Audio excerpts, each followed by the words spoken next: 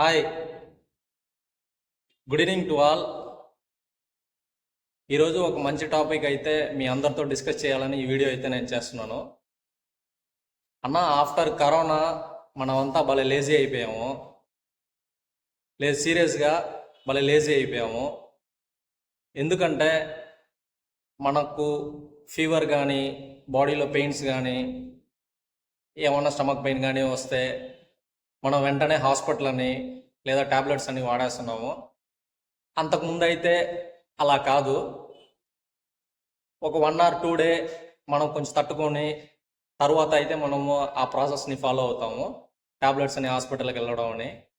ఎందుకంటే అప్పుడు మీరు వర్కౌట్ చేసి కార్డియా యాక్టివిటీస్ చేసి మీ బాడీ అయితే మంచిగా కండిషన్లో పెట్టి ఉండేవాళ్ళు. ఇప్పుడైతే అది లేదు కాబట్టి వెంటనే మీరైతే వెళ్ళిపోవడమే హాస్పిటల్కి, ట్యాబ్లెట్స్కి, దాని మీదకి. అండ్ ఎందుకు ఇది చెప్తున్నానంటే, ఈ మధ్య పొట్ట బాగా పెరిగిపోయి, వెయిట్ బాగా పెరిగిపోయి, మీ బాడీ అయితే అన్కండిషనల్గా మీరైతే మెయింటైన్ చేస్తున్నారు. ఈ కరోనా లాంటివి మన ఫ్యూచర్లో ఇంకా ఎన్నెన్నో రావచ్చు, చాలా రావచ్చు.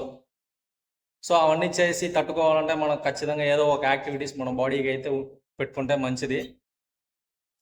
అండ్ అట్లాగే మనం ఫిట్గా ఉండి మనం నెక్స్ట్ జనరేషన్కి ఆ ఫిట్నెస్ మనం అయితే చూపించాలా.